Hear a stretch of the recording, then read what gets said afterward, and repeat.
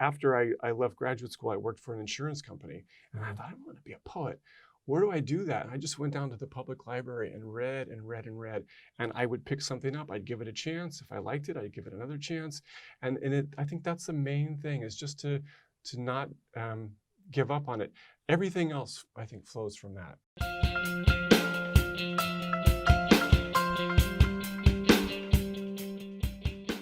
Some of your books are very thematic in the sense that the poems are organized around a specific idea. Right. For example, you have a book from 2013 called Circus Maximus that is basically a tour guide of the city of Rome. It is. And maybe you can read a short poem from this particular book. Sure, I'd love to read the title poem if I could. It's called Circus Maximus. And I used to have this short poem by heart, but it goes, Circus Maximus, nothing now but grass and gravel and windblown trash, a vacant lot, drab and austere, where once in a single day you might delight in the death of 3 or 4 charioteers. So that's kind of the tone. It has an ironic, wry tone running through it. Also, just a deep love for that city. But all the poems are around the city of Rome. Absolutely. So that's from 2013, and then in 2014 you published Like a Soprano, right. And the poems are responses to the episodes of the very famous TV show, right. The Sopranos. Right. So of course the books are more complex than that, but in both cases the structure is very solid and very deliberate. So could you talk a little bit about the origin of these books and also the relevance of book structure in your writing process? Yeah, well, I'd love to do that because, the books that I've had the most success with are thematic like this. They do have a through line. You can read them almost like a novel, a very fragmented novel. But my actual writing process is one that's really scattershot. I might write a poem about your coat and then a poem about a glass of water, and they don't have anything to do with each other. And that's how I tend to write. But I also know that it's really difficult to publish a book that doesn't have some sort of cohesion to it. So I will periodically get an idea for something, and then I think of it like the artists like Matisse or something, when he was older and he was doing those cutouts. The cutouts. And he did a lot of those, and some look similar and some look very different, but that's sort of what I'm thinking. I'm doing variations on a theme. So my most recent chapbook is called Occupations, and I looked up the occupations for a bunch of really strange or unusual occupations, like honey processor, rose cutter, all these jobs that actually have specific duties. And I went off into kind of fantasia about each of those. And I thought, when I was writing, I thought, this is good. I feel like I'm making something bigger than just a single poem can do. But by the same token, just yesterday I was sitting writing poems, and I wrote a poem about, that little acronym TLDR. No. Too long, didn't read. Oh, okay. and then I wrote a poem about something entirely different. That's just kind of the way that I... So once you have the poems out, do you arrange them and then more poems will come to the collection? Yeah, absolutely. That happened a lot with the Rome poems. I was writing pretty much every day, writing a poem every day. And many of the poems were bad, necessarily. And then when I got home, I found what I thought were the core poems, and then I went back into my memory and I started to think of other ways. You complete the collection somehow. Exactly, yeah. Let's go back to the Like a Soprano, the book Like a Soprano. Here the speaker is Tony Soprano, and the poems are written in the you form, in the second person, right. And also they are prose poems. I would like to know if you experimented a lot with the format until you found this specific form, like the prose poem in the second person. I did work around in free verse. I tried sonnets. It turns out then I had written a couple, and it turns out someone had already written a book of soprano sonnets. Really? A very obscure volume, but someone had already done that.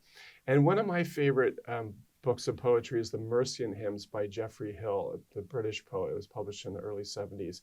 And in that, he goes back and forth and kind of imagines himself as King Offa, this Mercian king. Mm-hmm.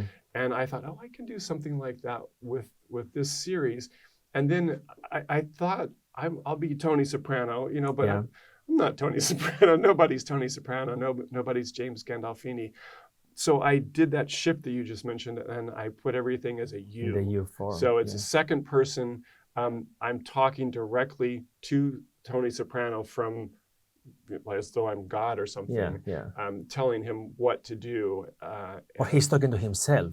He's addressing at the same himself. time he's talking to himself. So it's not exactly first person, but it's clearly from his perspective, which allows me to say some, I use some of the language. I tried not to steal anything more than a line or two, and always acknowledge it. But it's kind of, a tough guy thing. He doesn't talk in a politically correct fashion, as you know. Yeah, you can tell that the voice is very conscientious, the way you treat the voice, so it feels authentic with the character.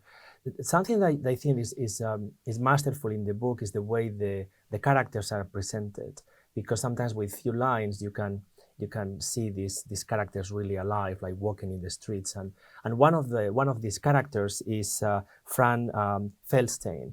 And there is a poem that is called In Camelot that I would like you to read. In Camelot.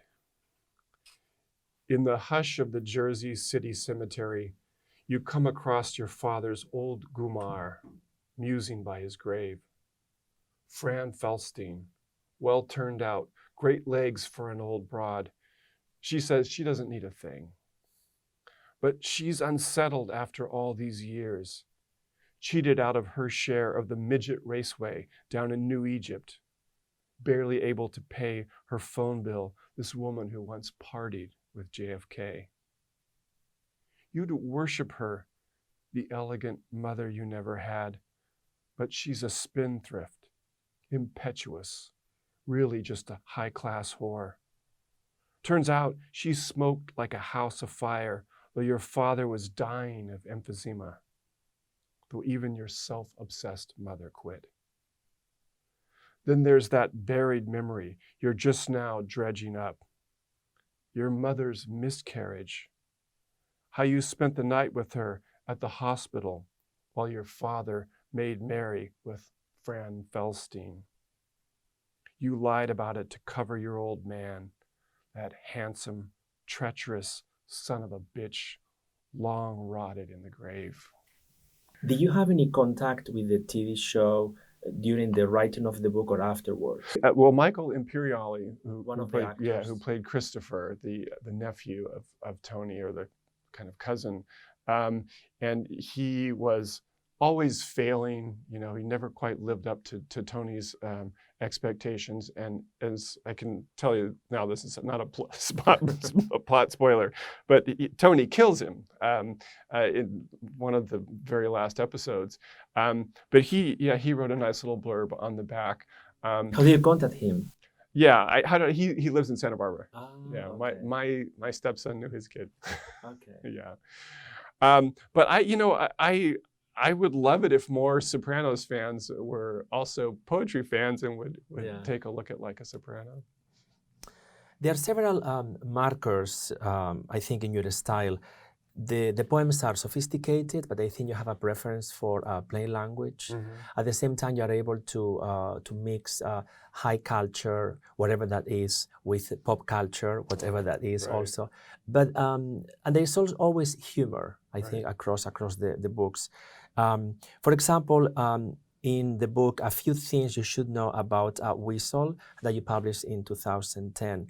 The book presents the themes of philosophy, religion, politics. So they're very serious themes, but there is always this element of this angle of humor. Mm-hmm. What's your relationship with humor in your poetry? I think that's just something that I felt kind of was punctured things a little bit when they got too high flown.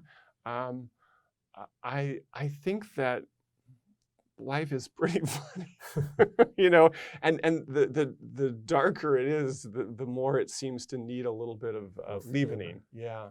I think a lot of it has to do with my growing up where I did, which was on the northeast side of Sacramento, which is a very working class, frequently crime-ridden place. And, you know, I grew up as a bookish kid in this sort of a fish out of water. So that kind of, I was always aspiring towards high culture, but I lived in a place where that wasn't valued at all. So I think that going back and forth is maybe a little dialogue between my old self, who would say, "What are you doing up there?" And my, you know, more intellectual self would say, "Well, I'm doing the things that a poet does." Do you have a sense of being a poet or being a writer since very early in your life? You know, I wanted to be a fiction writer. Okay. I had my grandfather's old Smith Corona typewriter. I could still remember typing on that. This was, I think, whiteout had just been invented. Probably, I can remember going through that. But when I lived in Los Angeles, I went to UCLA and for graduate school, and one of my roommates told me that you should try poetry. David Case, who's a great Los Angeles poet who passed away some years ago, he's really the person who got me going. Now, and that was when you were at UCLA? Yeah. I was living in Palms. Because you went to UC Davis, UCLA, and also the University of Louisiana. Right, Louisiana State. Yeah, right. And you also you also have taught in Finland, is that right? Right. And you also spent a summer with a scholarship in India. Right. I wanna know if that experience, the experience of being abroad in Finland or India, if that affected or influenced your writing. Yeah, absolutely. I mean, I love to travel. I travel someplace outside of the United States at least once a year. Yeah, I think you get a better sense of your own home when you're outside of it, as you may well know. From 2009 to 2011, you were the Santa Barbara Poet Laureate. Right.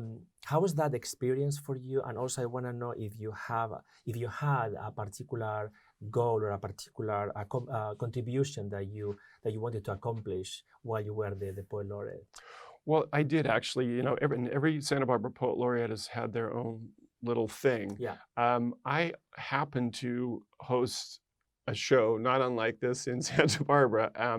And so what I did was I wanted to do video. I wanted to do TV and poetry. So I interviewed a lot of poets. I did poetry specials.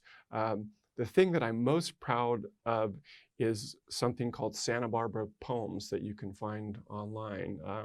And I basically did a half-hour show where I wrote poems about different parts of Santa Barbara, and then I spoke them, and the folks who were in charge of the production did a fabulous job.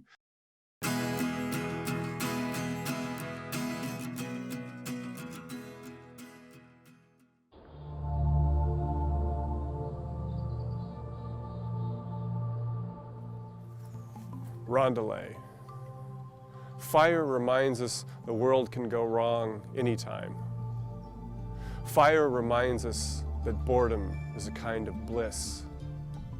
The days nothing happens are prime. If we forget in the meantime, fire reminds us.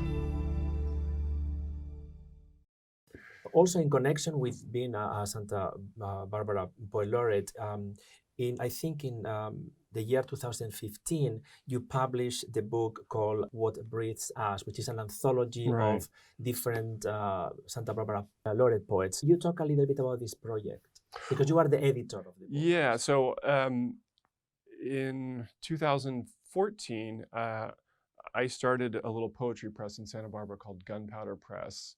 And that's because Saint Barbara is the patron saint of gunpowder. Okay. It's not a violent press. Okay. And my friend and soon-to-be fellow poet laureate Chris Yost joined me. I published her book, and then I published the book of David Case, the fellow I mentioned earlier. And then we just started publishing poetry. We published a lot of Central Coast poets. and we publish an anthology. We publish a national poet once a year. So that came out of our ability to bring something like this into being. Wonderful. Why don't you read one of the poems from the book? I think the one we have selected is called Spring Flowers. Yeah, this goes all the way back to the time when I was living in South Carolina. Spring flowers. I miss the comfort in being sad. Kurt Cobain, Frances Farmer will have her revenge on Seattle.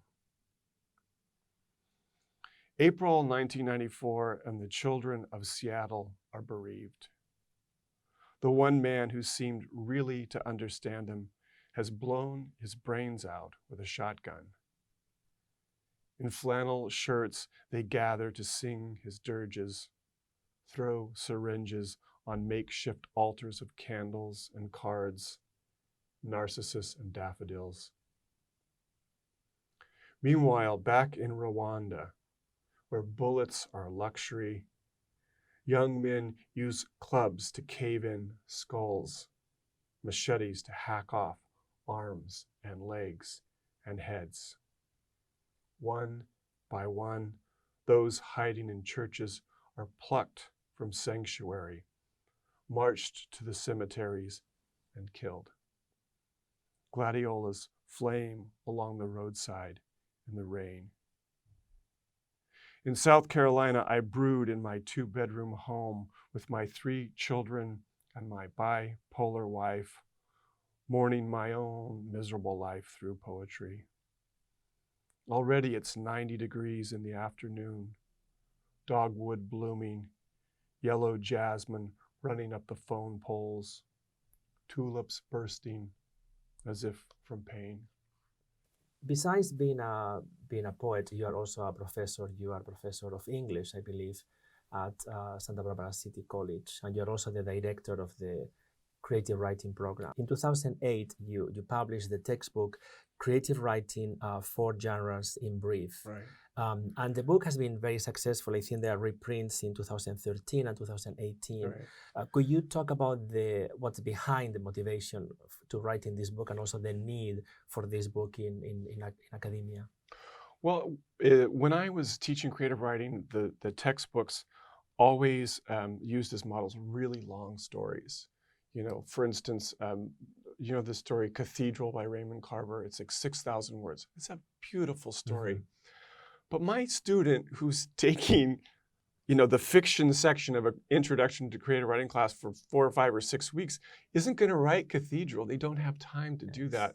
So the 4 genres in brief is that I only focus on short works, short stories, 10-minute plays, short lyric poems, and short creative nonfiction. So that's the idea, and then I talk about that as a basis for, you know, branching out. But I think it's especially helpful for 2-year college students because they don't have the time, but they can really focus hard on one thing. And so it has been successful. I thought I really need a book like this, and it turned out that when the book is used, you are not the only one. Yeah, the book's used all around the world in English-speaking countries. That's wonderful. Congratulations. Yeah, well, it funds my little poetry press, that's for sure. Using the title of one of your books, which is a few things you should know about the whistle. So using that title and also your experience as a professor, what are the things we should know about poetry? You know, I think we should give it a chance. That's the first thing. I think most people just don't give it a chance. They see something that looks like this, and they're done. So that's the first thing. And then I think the second thing is give it another chance. Because if you're coming in as a new poet, you're not going to get it the first time around. You need to keep coming back to it. I mean, I kind of came of age as a poet not too far from here at the old Santa Monica Public Library before it was torn down when I was living in Los Angeles. After I left graduate school, I worked for an insurance company. And I thought, I want to be a poet. Where do I do that? And I just went down to the public library and read and read and read. And I would pick something up. I'd give it a chance. If I liked it, I'd give it another chance. And I think that's the main thing, is just to not give up on it. everything else, I think, flows from that. As a writer, if I have a poem that I see a kernel of something that's worth following, don't give up on it. At some point you may have to abandon it, but just keep pushing until you get as far as you can.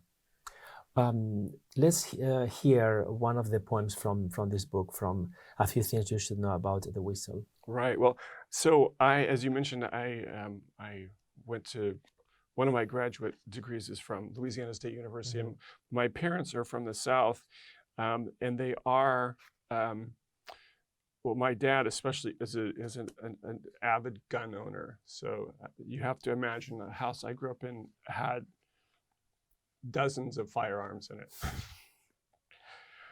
And imagine me, the speaker, being about 12, probably. My parents' bedroom.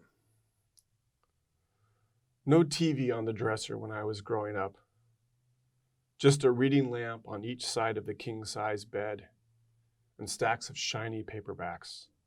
North and South, Dune 1 through 6, Everlasting Love. Mom's polyester pantsuits were color-coordinated in her closet, while Dad's 20 pairs of iron jeans hung in one long row in his. Everything had its place, and I found no dark secrets rummaging through their drawers when they weren't home. No hidden Playboys or strange sex toys. Only his cloth bag of poker money, mostly rolls of quarters stashed behind his socks. Their second-story window looked out on our suburban street, where one morning I parked my bike after finishing my Sunday paper route. I'd locked myself out, and when they didn't answer the door, I climbed the roof, tapped the glass politely. When they drew the blinds, Dad stood there with a pistol, ready, he later said, to fire. Besides your life as a poet and your life as a professor, you also conduct this TV program called Creative Community, Right. and it's in Santa Barbara or Ventura? It's in both. It's in both. Yeah. Could you talk a little bit about this Creative Community? Yeah, I just kind of sort of stumbled on it by accident back in 2003. I was in this local TV studio, and I started talking to the person who was in charge, and he said, "Oh, we've been looking for this arts interview program. We want to get started." And I had no experience whatsoever. I had a little chutzpah. So I said, "Oh, I can do that," Okay. And I just started doing it, and I had a chance to, interview just about every creative person in town. Santa Barbara is a very creative place, as you know. There are a lot of visual artists, there are a lot of writers, there are a lot of people in the TV and film industry. So it is just a great opportunity to talk, just like you and I are doing, just long enough to get to know somebody a little bit. And Do you do it with like once a month? now we are doing 2 shows a month in Ventura and 2 shows a month in Santa Barbara. Yeah. Could you talk a little bit about if you have any projects or you're working in something specific in your career as a poet? And I think you have one new poem to close the interview. Well, as I said earlier, I write in such a scattershot fashion. I have a collection of poems that I've tried to shape into something. I think parts of it cohere. I'm not sure that the entire thing works. But that's what I've been working on for a long time. So it's called Dance, You Monster, to My Soft Song, which is the title of a Paul Klee painting. Okay. And I was asked that what I'm going to finish with is a poem from there. I was asked in 2018 to write a poem for our local newspaper, the Santa Barbara News Press, that would appear on Christmas Day. And they asked me to sum up everything that had happened in Santa Barbara at that time. And as you know, we had some real disasters there, and I won't go into any more because the poem discusses that. So, Christmas Eve, 2018. Poinsettias in the windows, Christmas lights strung across the pepper trees.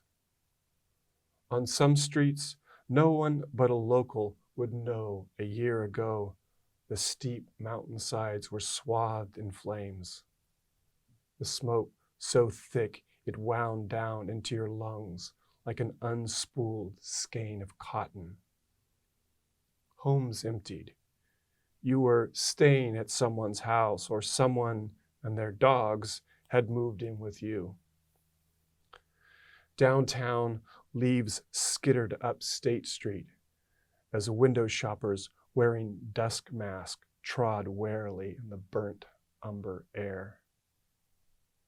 Then, far worse, that early January morning when rain doused the fire but upended the earth, which raged and churned and roared like the great flood come to sweep us at last from the safety of our dreams.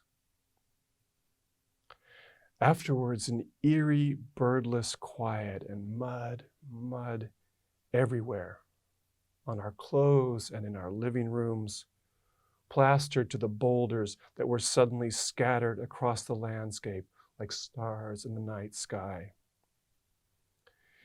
And where were the people we loved and knew and who wouldn't answer their phones, that we called and called until our own phones were dead?